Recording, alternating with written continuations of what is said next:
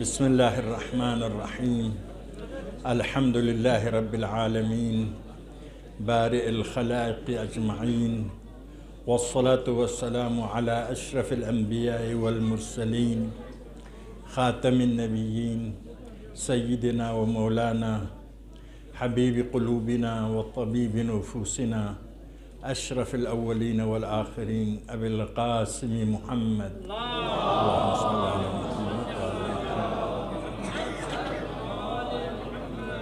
وآله الطيبين الطاهرين المعصومين الذين أذهب الله عنهم الرجس وطهرهم تطهيرا.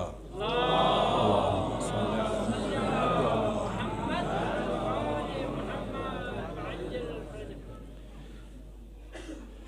استاد معظم شیخ صاحب کی برسی کی مناسبت سے آپ کی بلندی درجات اور مغفرت اور رحمت واسع الہی کی نزول کے لیے ایک سورہ فاتحہ. بسم اللہ الرحمن الرحیم. الحمد للہ رب العالمین الرحمن الرحیم مالک یوم الدین ایاک نعبد و ایاک نستعین اهدنا الصراط المستقیم صراط الذین انعمت علیہم غیر المغضوب علیہم ولا إن الله وملائكته يصلون على النبي يا أيها الذين آمنوا صلوا عليه وسلموا تسليما.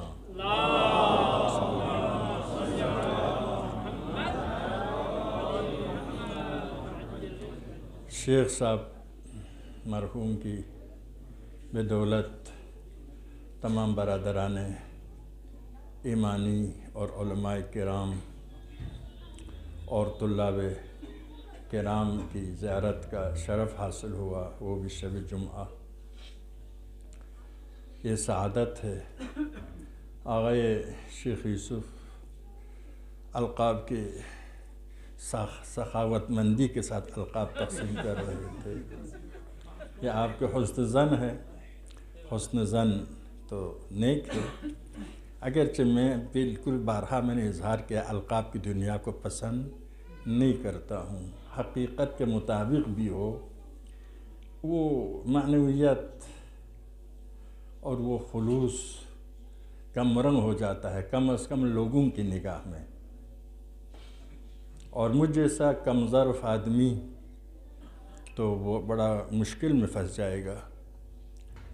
کسی نے خط لکھا مشہد کو یا اللہ کہہ کر، تو اس کو بلایا، کہا کہ کیوں لکھا ہے، اللہ کیوں کہا کہ اس سے بڑھ کر کوئی لقب نہیں ملا.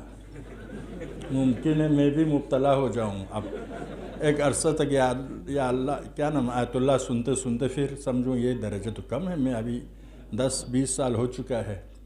آپ کو شاید یاد نہ ہو، مجھے 30-35 سال پہلے سے آیت اللہ کہتے تھے.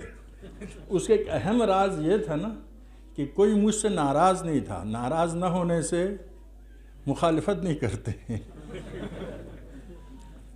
میرے کچھ احباب تھے بعد کے سالوں میں، علمی شخصیات بھی تھے، لیکن وہ تھوڑے سے اپنے وجود کا اظہار کرتے تھے تو لوگ ان کو مولانا ماننے کے بھی تیار نہیں تھے. بہرحال یہ عرض یہ ہے. بہرحال ہم وہی معنویت روحانیت حقیقت، چنانچہ باطن میں ایسا ہے، ظاہر بھی ایسا ہونا چاہیے.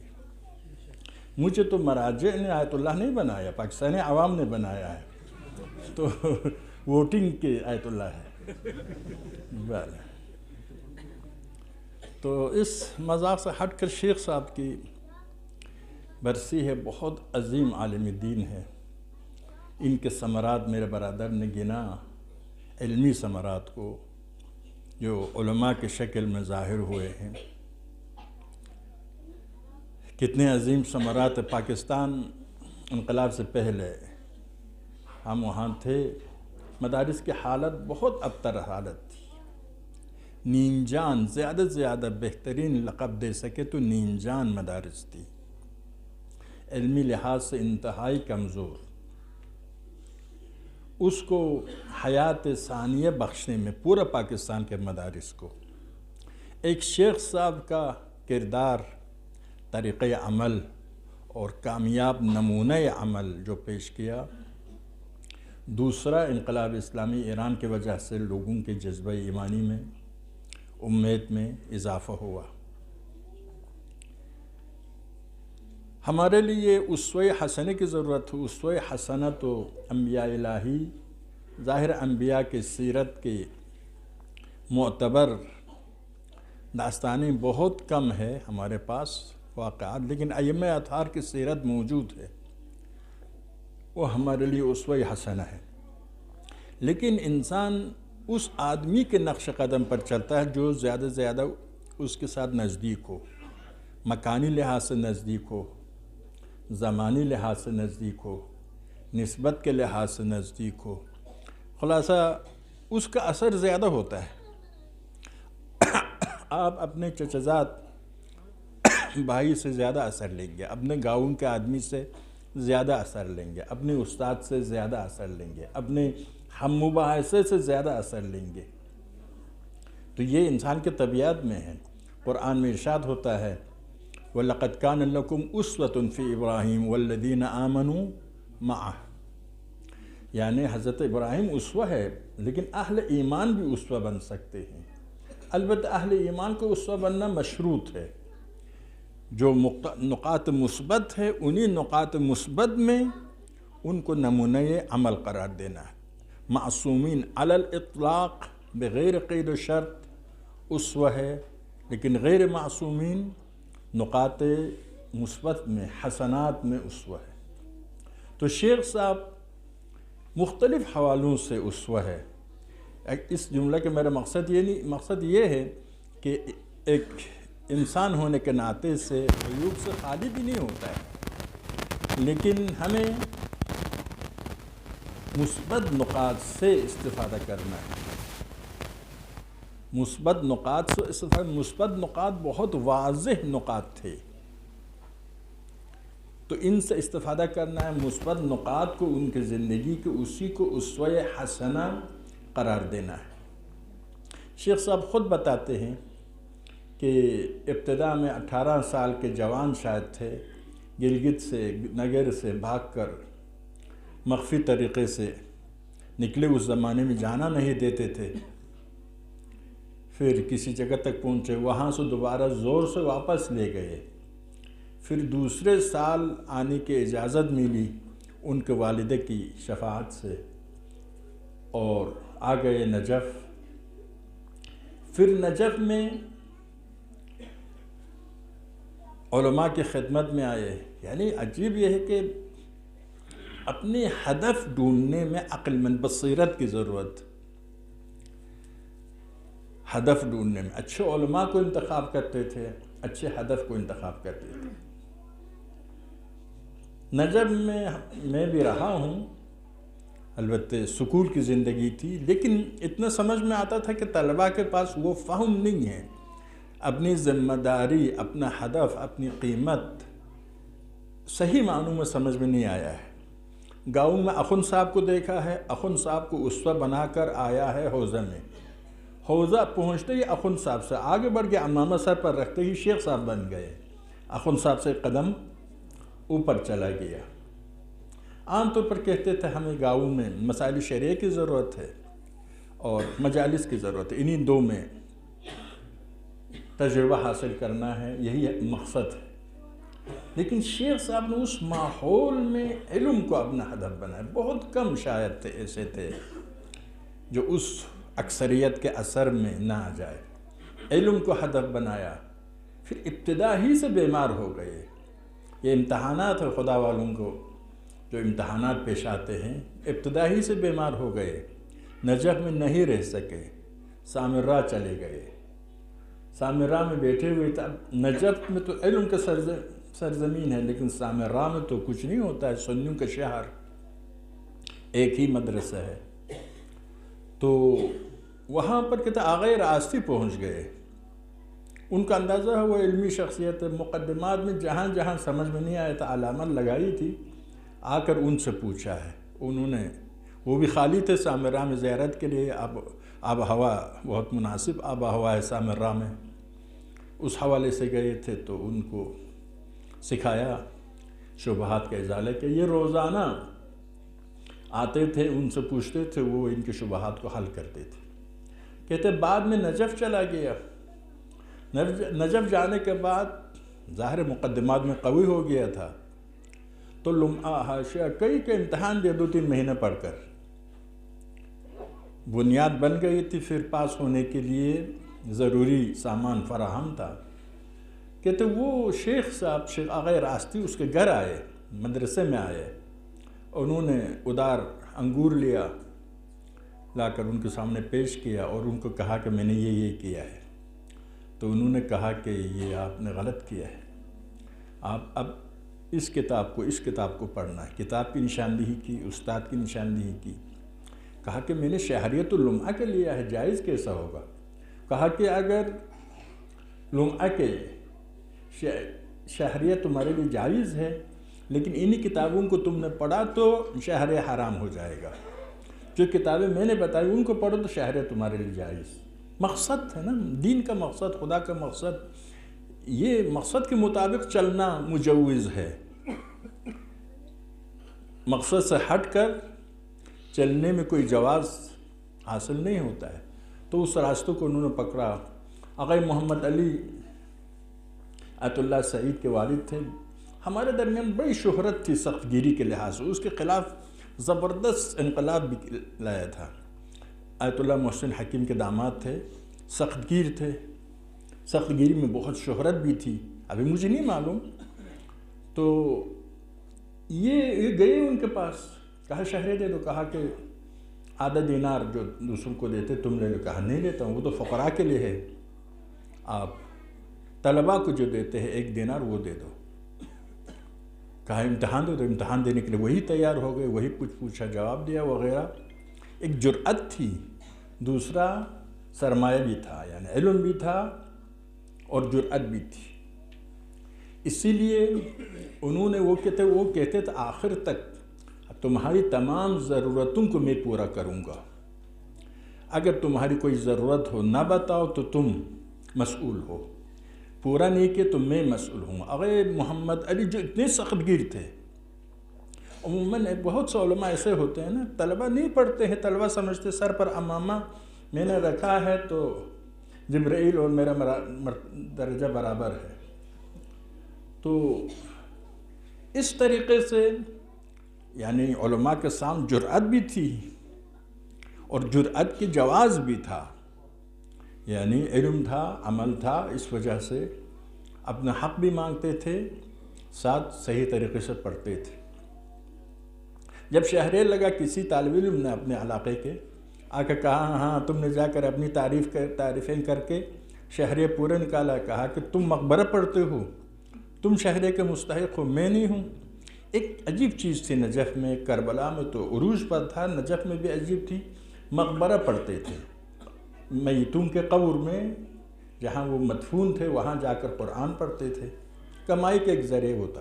شیخ صاحب ان چیزوں میں مقبرے سے تو بہت سے پڑھنے والے اجتناب کرتے تھے، شیخ بھی اجتناب کرتے تھے، لیکن ان کے علاوہ کہتے نماز وحشت کے لیے پیسہ دیا، اچھا خاصا پیسہ تھا اس زمانے کے لحاظ سے، بہت بڑا پیسہ تھا، دے دیا۔ پھر ان کی زمین نے نہیں مانا، جا کے کسی استاد سے پوچھا تو استاد نے کہا اگر تمہارے دل نہیں مانتا ہے تو واپس کر دو۔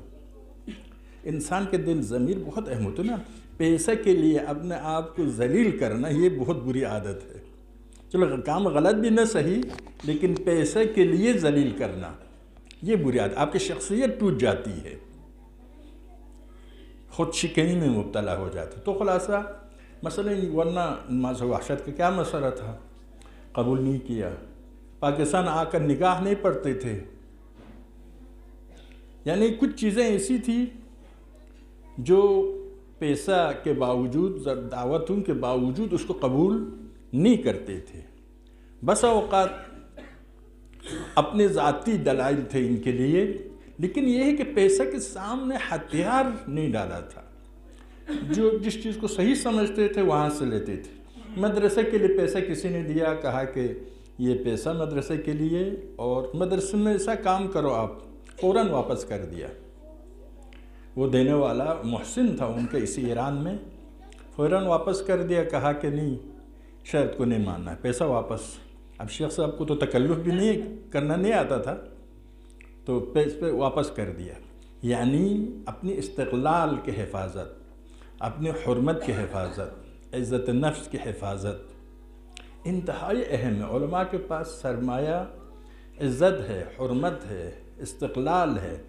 اگر پیسے کے لیے استقلال کو، آزادی کو داؤ پر لگائے، یہ عالم کوئی کام نہیں کر سکتا۔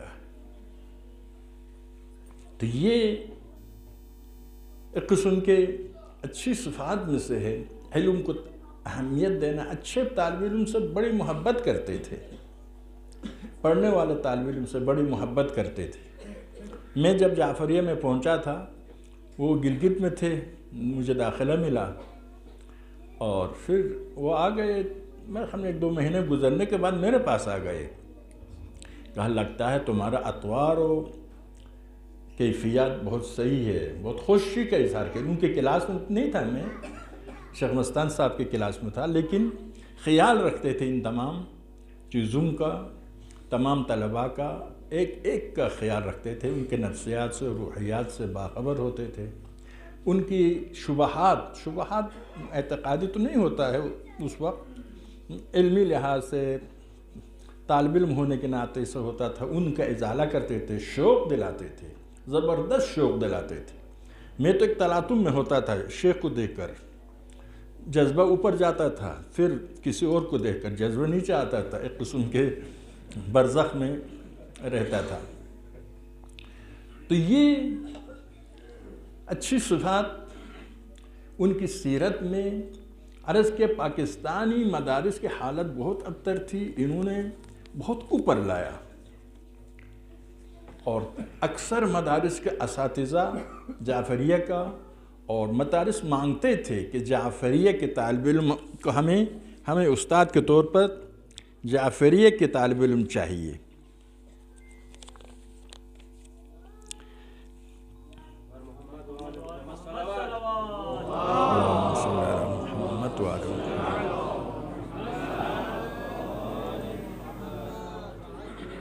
ایک اہم چیز احساس مسئولیت بھی ہے، بہت زبردست احساس مسئولیت کرتے تھے۔ مجھے جو 10 سال پہلے میں یہاں سے چلا گیا، اس وقت بھی شیخ نے اتفاقاً آغا بہادری نے بھی کہا تبلیغات وہاں واجب ہے، وہاں خلا ہے۔ شیخ صاحب نے بھی کہا واجب ہے وہاں تبلیغات۔ یہ تو میرے لیے کہا۔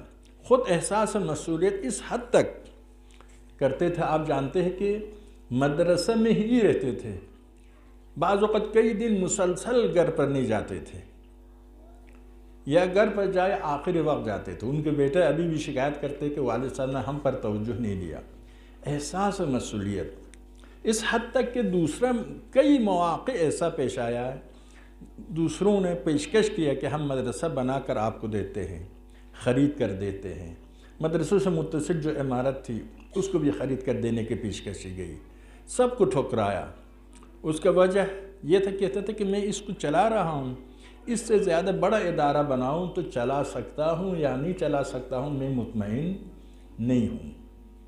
جبکہ اگر خود بناتے تو زیادہ اپنا تھا، یہ تو دوسروں کا تھا، لیکن اس کے باوجود وہی احساس مسئولیت کہ میں شاید اس سے زیادہ مسئولیت انجام نہیں دے سکوں، نام تو بڑا ہو جائے گا، تعریف تو لوگ کریں گے، ان کے شاگردوں نے ان کے مدرسے سے بڑا مدرسہ بنایا، لیکن وہ حق ادا نہیں ہو سکے گا۔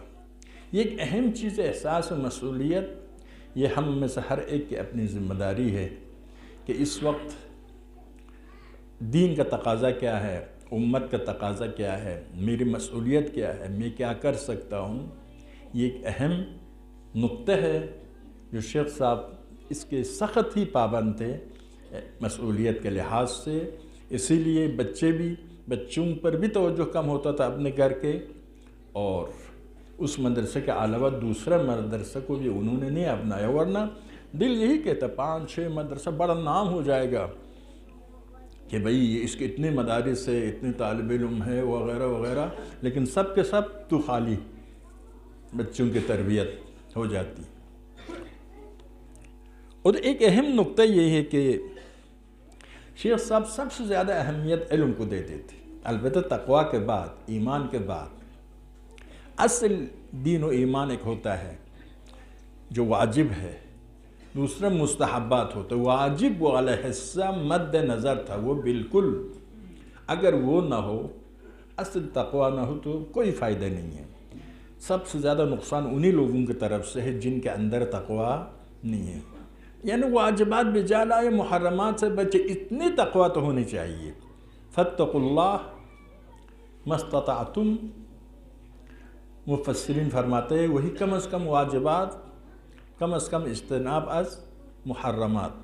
ہاں اعلیٰ درجہ یہ ہے کہ اتقوا اللہ حق تقاتہ۔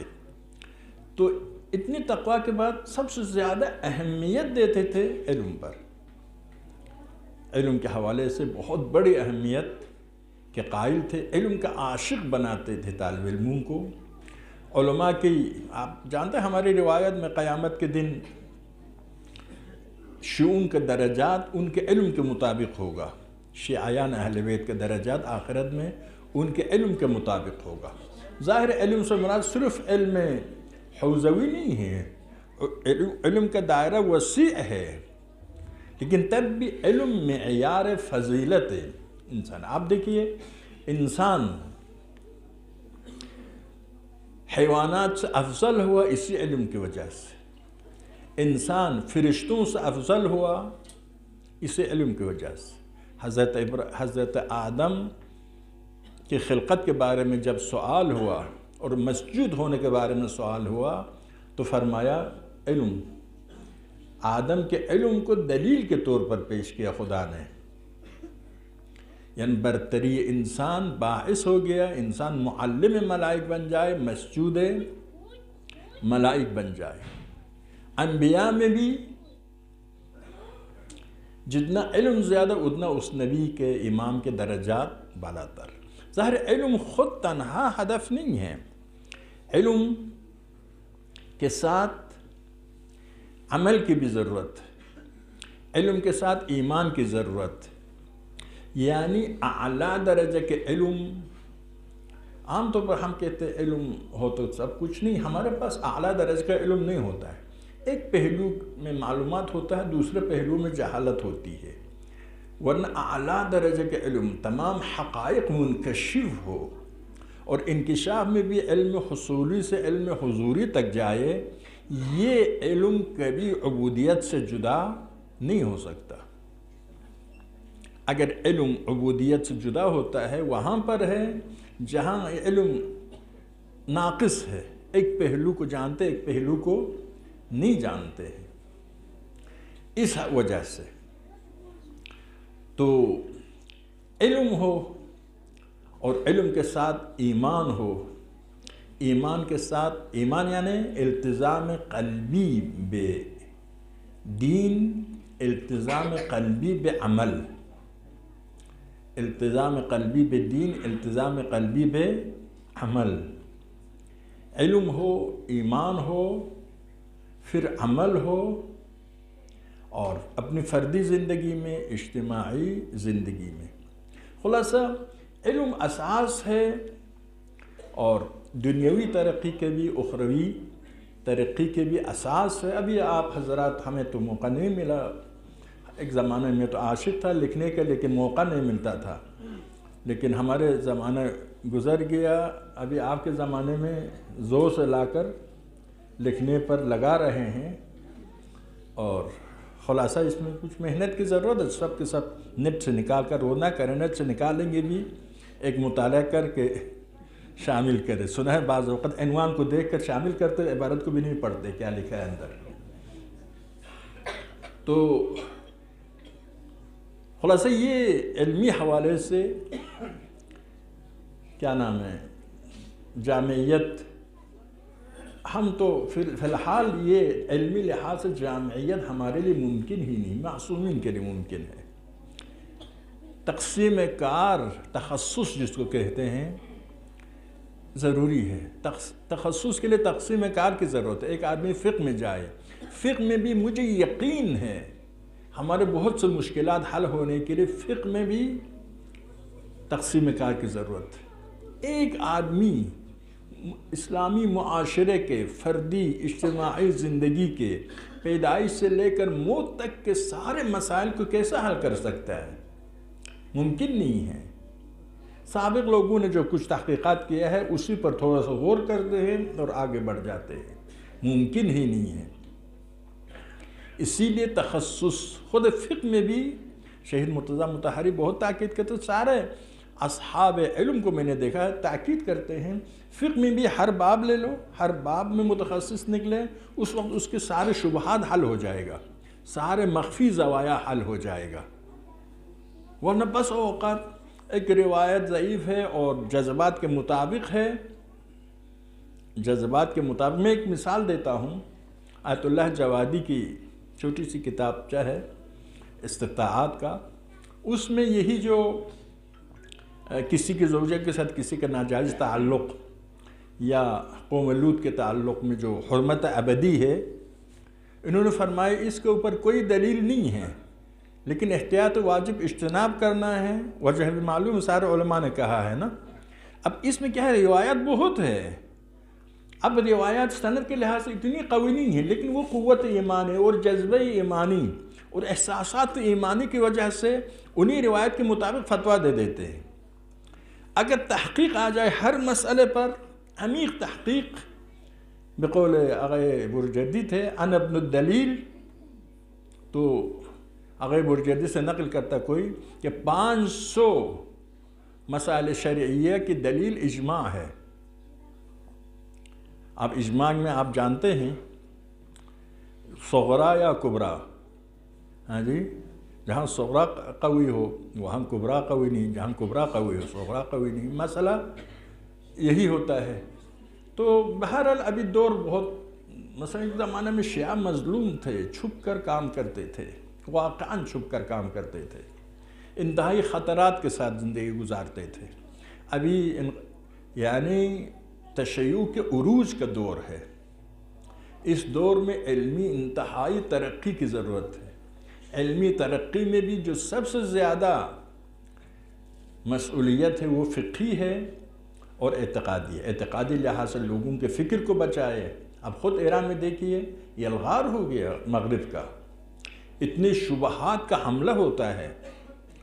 ہم کیا ہے، رہبہ نے جو فرمایا جہاد تبیین دونوں کی ضرورت۔ آپ اسی فقہ کو بھی حقوق کے ذریعے، لا کے ذریعے، سائنس کے ذریعے دنیا کو منوا سکتے ہیں۔ البتہ فقیہ تو اس کے پاس قرآن و سنت ادلہ اربعہ سے ثابت کرنے کے ٹائم ہوگا، پھر ان سے پائنتر درجہ ہوتا ہے مبلغین، وہ یہ کام کر سکتے کل فقہ کو جدید علوم کے مطابق دنیا کے سامنے پیش کرے، جدید علوم کے مطابق دنیا کے سامنے پیش کرے۔ تو عرض کیا خلاصہ، تقسیم کار اپنی جگہ پر صحیح۔ شیخ صاحب علم اور آپ کے مدرسے کے طالب علم نحو کے لحاظ سے بہت معروف، نحو بہت بنیاد ہے۔ میں جب ادھر قوم میں پہنچا تھا، دیکھا کہ جہاں بھی امتحان کے لیے جاتا ہوں زبردست نتیجہ ہوتا ہے، بڑا شوق تھا امتحان دینے کا۔ رسائل و مقاصد کا امتحان میں نے مطالعہ کر کے دیا ہے، ابھی ڈرتا ہوں امتحان کے لیے جاؤں تو، لیکن اس وقت استاد کے بغیر، استاد نے پڑھا کے شروع ہی پہنچ گیا تھا، اور جہاں شہریے کے لیے ضرورت تھی، آگے کی ضرورت تھی، اسی لیے مطالعہ کر کے جا کے امتحان دیا۔ اتنی جرأت، میں نے شیخ صاحب کو خط لکھا، ہم 5 طالب علم ساتھ آئے تھے، کہ یہاں کے کسی بزرگوار نے کہا تھا کہ شیخ صاحب وہاں سے خط لکھتے آپ لوگوں کے ساتھ تاکہ آپ کے لیے ادھر مشکلات پیش نہ آئے۔ تو یہی خط میں لکھا، تو شیخ صاحب بعد میں واپس آ کے کہا آپ لوگوں کے لیے کیا مشکلات پیش آیا، سب سے آگے آپ بڑھ گیا، ہم نے آپ کو علم دیا، خط نہیں دیا لیکن علم کے ساتھ بھیجا، تو جہاں بھی جاتے تھے آپ کامیاب ہو جاتے۔ بات تو یہی صحیح تھی، شوق تھا امتحان دینے کا، ایک تھوڑا سا کامیابی سے مزہ بھی آتا ہے نا انسان کو، پھر ممتحنین قدردانی کرتے تھے، تعریف کرتے تھے۔ تو خلاصہ یہ عظیم خدمات ہے ہر مدرسہ چلانے والے، البتہ میں خود تو حضور کا غیابی کا حضوری، لیکن دوسرے مدرسے چلانے والے اس پر عمل کرنے کی ضرورت ہے۔ لیکن کچھ خصوصیات شیخ صاحب کی اپنی تھی، کسی چیز کا، ہاں جی جبرائیل میکائیل بھی آتا، اسرائیل بھی ساتھ آتا، کسی کی بات سفارش سننے کے لیے تیار نہیں تھے، خصوصیت تھی، اسی لیے ان کی بات چلتی تھی، جو کہنا چاہتے تھے، جو کرنا چاہتے تھے وہ ضرور عملی ہو جاتا تھا، خصوصیت شخصی کی وجہ سے۔ ایک اہم نقطہ، شیخ صاحب اسراف سے دور تھے۔ کیا ہے یہ جو فضول خرچیاں؟ انقلاب سے پہلے تو غربت تھی، نجف میں میرے خود شلوار پھٹا ہوتا تھا، پیران پھٹا ہوتا تھا، یہاں کے نیچے پھٹا ہوتا تھا، مقعد کے نیچے پھٹا ہوتا تھا، یہ مرد عراقی جو پیرہن ہوتا تھا نا، معنی منفی معنی نہ لے، وضاحت کرنا پڑے، لمبا کرتا جو پہنتا تھا نا، جا کے صحن میں بیٹھتے تھے تو ظاہر ہے جہاں زیادہ بیٹھ گئے وہی جگہ گھس جاتا تھا، تو یہ حالت تھی۔ لیکن کیا ہے، ابھی انقلاب آ گیا، حضرت امام کی عظیم کارنامہ ہے، تو فضول خرچیاں بہت ہے، بہت سے لوگ بہت سے گون پر فضول خرچیاں کرتے ہیں۔ البتہ ادھر پکڑے نہیں جائیں گے، ادھر پکڑا جائے گا، یہ تو واضح ہے۔ ایک جگہ پر قفوہم انہم مسئولون لتسألن یومئذ عن النعیم، تو شیخ صاحب اس کا بڑا خیال رکھتے تھے، یعنی حتیٰ کچھ ترین مسائل جو میں بھی سمجھتا تھا ضرورت نہیں اس کا خیال رکھنا، شیخ صاحب ان کا بھی خیال رکھتے تھے، یعنی فقہی استدلالات وغیرہ سب سے گزرنے کے باوجود بھی کوچک ترین احتمالات کا بھی خیال رکھتے تھے، یہ بہت بڑی بات تھی۔ مدرسے میں ان اواخر کی بات ہے، کہتے میں نے اندازہ لگایا لڑکوں کو 2 روٹی کی ضرورت نہیں ہے، تو 1.5 روٹی میں دیتا تھا، کیونکہ باقی آدھا روٹی اسراف ہو جاتا تھا۔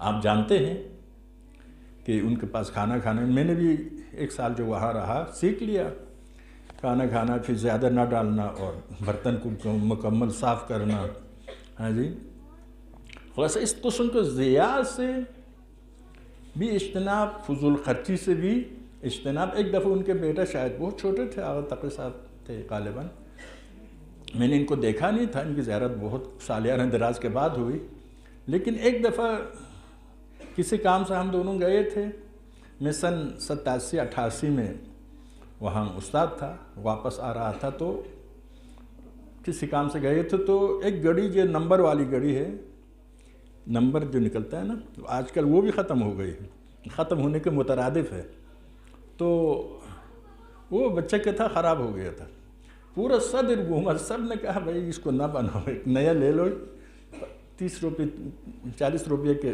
قیمت، پورا صدر ڈھونڈنے کے بعد کس کوئی تیار نہیں ہوا بنانے کے لیے، پھر چھوڑ کر آ گئے۔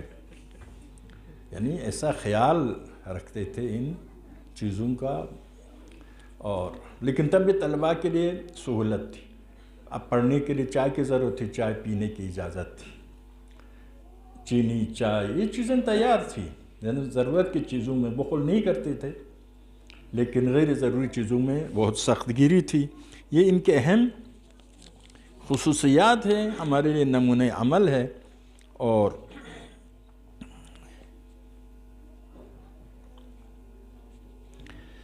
بس اوقات لوگ مشورہ لینے کے لیے آتے تھے، طالب علم بننے کے لیے، بس اوقات مشورہ نہیں دیتے تھے آغا، کہتے جاؤ اچھی نوکری کرو وغیرہ، کیونکہ میں خود بھی اس نتیجے پر پہنچا ہوں، یعنی شیخ کی بات میری بھی سمجھ میں آئی ہے۔ عموماً جب پوچھتے ہیں حوزہ آنے کے لیے وغیرہ کے لیے، ایک لڑکا کئی مدت سے میرے پیچھے ہے، اب 4-5 لاکھ لیتا ہے، ادھر آئے گا تو باپ ماں بھی ہے، یہ بڑے مسائل بھی ہیں، تو میں یہی کہتا ہوں کہ عشق ہو تو آ جاؤ، ورنہ نہ آ جاؤ۔ عشق ہو تو لیلا کے ساتھ صحرا میں مجنون بھی رہے گا، ورنہ پشیمان ہو جائیں گے، یہ ہو جائیں گے۔ تو شیخ صاحب بھی اتنا مشورہ نہیں دیتے تھے، کافی تحقیق کے بعد مشورہ دیتے تھے، واقع بین تھے، واقع نگر تھے، احساساتی جذباتی، میں مولانا ہوں، میری ذمہ داری یہ ہے کہ سب کو مدارس میں بلانا نہیں۔ آپ مولا امیر المومنین کمیل ابن زیاد کو جو خط، جو کلمات قصار میں جو وہ ہے فرمائش ہے، اس میں کیا فرماتے ہیں؟ 4 گروہ ملتے ہیں، میرے پاس علم بہت ہے، ہونا لعلما جمن، بہت سکھانا چاہتا ہوں، کوئی سیکھنے والا نہیں ملتا ہے، پھر ایک ایک کر کے نام لیتے ہیں۔ ایسا سیکھنے والا ہے جو دنیا کے لیے استعمال کرتا ہے، مفادات کے لیے علم دین کو استعمال کرتا ہے، اس کے لیے استعمال کرتا ہے۔ آخر میں فرماتا ہے ایک قسم کے علم لینے والے ہیں دیندار ہے، لیکن ایسا بیوقوف ہے، پہلا ہی شبہ کے ساتھ وہ دین کو چھوڑ دیتا ہے۔ ایسے ان لوگوں میں سے کوئی بھی علم دین کے قابل نہیں ہے۔ اس کے بعد مولا فرماتے ہیں بلا لا تخلو الارض من حجت للہ قائم من حجت قائم للہ اما ظاہرا مشہورا اما خائفا مستورا۔ خلاصہ یعنی یہ جو مصاحبہ لیتے ہیں، الٹا نتیجہ نہ لے تو مصاحبہ منطقی ہے، یعنی دیکھنا چاہیے اس میں ایک طالب علم بننے کی شرائط ہے یا نہیں ہے۔ سوالات سے کم و بیش 50% تک پتہ چلے گا۔ اس میں بصیرت کے لحاظ سے، ادراک کے لحاظ سے، علم کے لحاظ سے، بیان کے لحاظ سے، تقوی کے لحاظ سے صلاحیت ہے یا نہیں ہے، یہ ایک اہم چیز ہے۔ اسی لیے مشورہ دینے میں جلدی نہیں کرتے تھے۔ بہت سے لوگ طالب علم بننے کے بعد چھوڑ کر دوبارہ دنیا کی طرف گئے ہیں۔ یہ درود پڑھے محمد و آل محمد پر، اللہم صلی علی محمد و آل محمد۔ ظاہر میری یہ باتیں ایسی باتیں ہیں کہ آپ سامعین سب کو پتہ ہے، سب مانتے ہیں یہ بات۔ اس میں اہل مبالغہ نہیں ہوں، مبالغہ بھی نہیں کرتا ہوں۔ یہ ایک حقیقت ہے ایک عالم دین کا۔ ہمیں کہتے ہیں نا فرع اصل سے زیادہ ہونا چاہیے، اصل میں جو کچھ ہے اس کے علاوہ فرع میں ہوتا ہے۔ انشاءاللہ ہم اضافہ کر کے جامعہ تشیع کو پیش کریں گے، شیخ سے جو استفادہ کیا ہے اس پر اضافہ کر کے جامعہ کو پیش کرنے کی صلاحیت پیدا کرنے کی خدا ہم سب کو توفیق عنایت فرمائے۔ شیخ صاحب دنیا سے گئے، بڑی تعداد میں علماء آئے تشییع جنازے کے لیے، فاتحہ کے لیے۔ ادھر قم میں بھی کم و بیش میں دیکھتا تھا کہ علماء نے بڑھ چڑھ کر حصہ لیا، قدردانی کی اپنے استاد کا، اپنے عالم دین کا۔ لیکن استاد کل اہل بیت تھے، عالم حقیقی اہل بیت تھے۔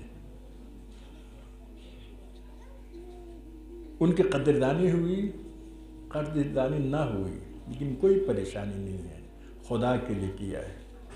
ایک جملہ میں نے پہلے بھی سنایا ہے، ایک دیندار آدمی کراچی میں، اس کی بیوی نے کہا تم اس قسم کی مذہبی کاموں میں گھومتے پھرتے ہو، ایک دن کسی گلی میں تمہارا جنازہ مل جائے گا۔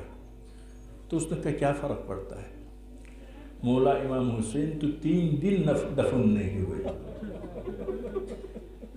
یہ کوئی عیب نہیں ہے۔ آپ سب جمع ہوئے شیخ کے لیے، لیکن حسین بہت تنہا تھے، سید سجاد بہت تنہا تھے۔ تعزیت کے لیے آپ سب آ گئے ہیں، لیکن سید سجاد کی تعزیت کے لیے، شہزادی زینب کی خدمت میں تعزیت پیش کرنے کے لیے کوئی نہیں آیا۔ ہاتھوں میں آگ لے کر آ گئے مکہ کی طرف، ہاتھوں میں آگ لے کر آ گئے خیمگاہ کی طرف، خیموں میں آگ لگا دی گئی، خیموں میں آگ لگا دی گئی، اور حسین ابن علی جیسی ہستی پیاسے شہید ہو گئے، دفن بھی نہیں ہوئے۔ 11 کے دن تھا جب شہزادی زینب حسین کو ڈھونڈتی ہوئی نکلی، ایک جگہ پر ایک ڈھیر دیکھا، پتھر گرے تھے، پتھروں سے، نیزوں سے، تلواروں سے، تیروں سے احساس کہ شاید حسین کی لاش یہیں پر ہے۔ گئی حسین کی خوشبو بھی آئی، ایک ایک کر کے پتھروں کو ہٹایا، تیروں کو ہٹایا، تلواروں کو ہٹایا، پتھروں کو ہٹایا، حسین کی لاش نکل آئی، فرمایا انت اخی انت ابن والدی۔ آپ کی خدمت میں ایک عرض کرتا ہوں، عمر ابن عبدود کی بہن جب عمر ابن عبدود کی لاش پر پہنچی تو دیکھتی ہے کہ اس کے لباس سب صحیح و سالم ہیں، سونے کی پیٹی تھی وہ بھی اپنی جگہ پر ہے۔ کہا بھیا میں آپ پر نہیں روں گی، اس لیے کہ تیرا قاتل کوئی بزرگوار ہستی ہے جس نے تیری بے عزتی نہیں کی ہے، تیرے کپڑوں کی غارت نہیں کی ہے، لیکن زینب جب حسین کی لاش پر پہنچی کپڑوں کی غارت ہو چکی تھی، فتح رحم کی بھی غارت ہو چکی تھی، رخ کیا مدینے کی طرف، یا جدہ یا رسول اللہ صلی علیک ملیک السماء وہذا حسینک مرمل بالدماء مقطع الاعضاء مسلوب العمامة والرداء الا لعنت اللہ القوم الظالمین وسيعلم الذین ظلموا ای منقلب ینقلبون۔ خدایا تیرے عظمت کا واسطہ، خدایا تو رحمان ہے، تو رحیم ہے، تو قاضی الحاجات ہے، تو مجیب الدعوات ہے، تو ارحم الراحمین۔ خدایا ہمارے شیخ، ہمارے استاد محترم جن کا عظیم ہم سب کے گردن پر ہے، خدایا مذہب تشیع کی بڑی خدمت کی ہے، شیعیان پاکستان کی بڑی خدمت کی ہے، علم و علماء و مدارس پاکستان کی بڑی خدمت کی، خدایا بحق شہدائے کربلا انہیں محمد و آل محمد کے ساتھ، شہدائے کربلا کے ساتھ محشور فرما۔ خدایا ہم سب کے مرحومین خصوصاً شہداء کے ملت کے شہداء کو شہدائے کربلا کے ساتھ محشور فرما، امام کے ظہور میں تعجیل فرما۔ خدایا مجاہدین اسلام فلسطین، لبنان، عراق، سوریہ، ایران، بحرین، یمن، کشمیر، جہاں بھی مجاہدین اسلام اہل باطل کے ساتھ برسر پیکار ہو، خدایا ان کی مدد فرما۔ دشمنان مکتب اہل بیت خصوصاً تکفیری، داعشی اور ناصبی اگر ہدایت کے لائق نہ ہو انہیں نیست و نابود فرما۔ خدایا نظام مقدس جمہوری اسلامی ایران کو اپنے الہی اہداف میں کامیابی عطا فرما۔ خدایا اس نظام کی جس کے لیے لاکھوں شیعیان علی نے جانوں کا نذرانہ پیش کیا ہے، اس نظام کی حفاظت فرما۔ رہبر معظم انقلاب کی مقبولیت، مدیریت، محبوبیت، قدرت، توانائی، عمر میں اضافہ فرما۔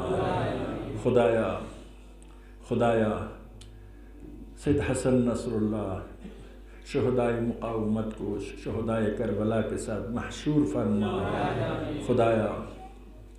خدایا پاکستان کو روز بروز ترقی عطا فرما، وہاں کے عوام، خواص، حکمران، مرد، عورت، علماء سب کو اغیار کی غلامی چھوڑ کر تیری بندگی کرنے کی توفیق عنایت فرما۔ خدایا غم محمد و آل محمد کے علاوہ کسی اور غم میں ہمیں گرفتار نہ فرما۔ خدایا ہمیں دامن محمد و آل محمد سے متمسک رہنے، ان کے نقش قدم پر چلنے، مذہب حق کی مدد کرنے، امام کے حقیقی انتظار کرنے والوں میں شامل ہونے کی توفیق عنایت فرما۔ خدایا یوسف فاطمہ کے ظہور میں تعجیل فرما۔ تمام حاضرین کے مرحومین شہدائے ملت خصوصاً استاد معظم کے لیے سورہ فاتحہ۔ بسم اللہ۔